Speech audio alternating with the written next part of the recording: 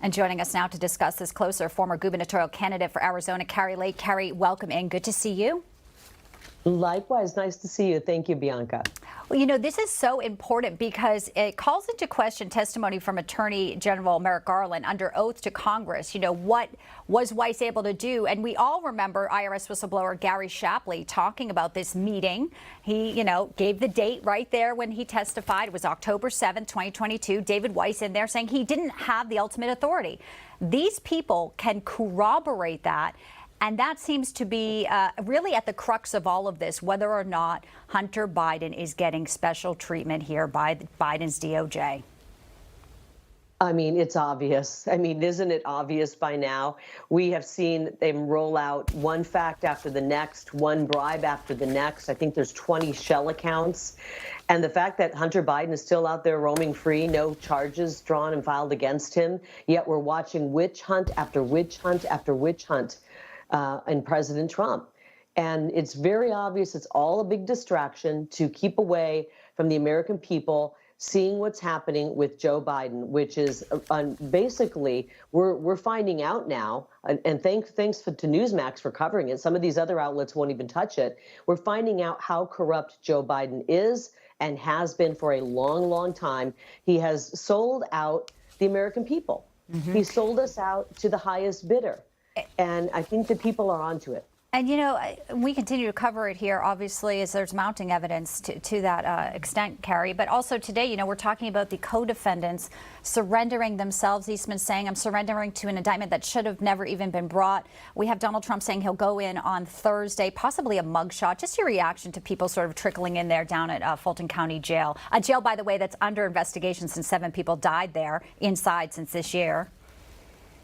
Well, I think it's a travesty. It's a travesty what's happening. This is a persecution of President Trump and people who support him, people who are America first. It saddens me that our country has come to this, that Joe Biden has used his political power to take our federal government, our government, and weaponize it against the person he's running against. It's obviously election interference. President Trump says that all the time. There's no other way to define it. It's election interference. It is pure corruption. And I hope that the people out there watching, Bianca, will ask themselves why. Why for 8 years has the swamp been trying to bring down President Trump? Why have they put witch hunt after witch hunt after witch hunt out, trying to bring him down? You need to ask yourself that question. It's because he's the one man who's exposing the corruption, ready to root it out and return our government to we the people, which is how our founders set up this great country. And the corrupt people, the uniparty, Democrats, even some Republicans in that uniparty, they really like the corrupt system, the way it operates. They don't want the system to come down. But President Trump wants to get in there and restore our government to we the people. And he's a threat. You know, he's a peacemaker, Bianca, and there's absolutely no money in peace. Conversely, there's trillions of dollars in war. And he wants to end war and bring peace to America and to the world. Yeah, and obviously, you know, foreign policy is so key to whoever, you know, takes back the White House, certainly, Kari, as you know. And just speaking of leadership and what a vacuum of leadership President Biden is, the Maui situation, first his no comment, horrifying, and then he goes there just for a few hours, mind you, sandwiched in between his vacation time, his second vacation in a few weeks. And he starts talking about himself. As always, it's himself, a kitchen fire, a Corvette. Let's just play this in case some of the audience didn't hear it, and we'll talk about it on the other side.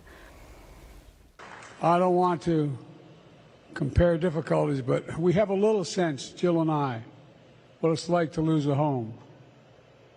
Years ago, now 15 years ago, I was in Washington doing Meet the Press. It was a sunny Sunday, and lightning struck at home on a little lake that's outside of our home, not a lake, a big pond, and hit a wire and came up underneath our home into the heating ducts, the air conditioning duct. Make a long story short, I almost lost my wife, my 67 Corvette, and my cat. It's disgraceful. This is the president who, obviously you can't spend more than a few hours there, like I said, but also we have at this hour hundreds of people unaccounted for. Many of them will be children. He's up there making jokes. I mean, just to see the comments and your reaction to that, and what people in Maui must be thinking. I know some of them had some pretty choice comments from him. He appeared to fall asleep at one point as well.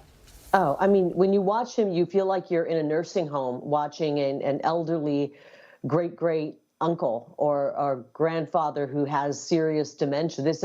These stories don't even, they're so inappropriate. The struggle, the strife, the level of destruction that is coming out of Maui, every time I see video of what those people endured, I am moved to tears. And that he couldn't muster up even the appropriate tone to be around these people who are struggling. It is absolutely despicable.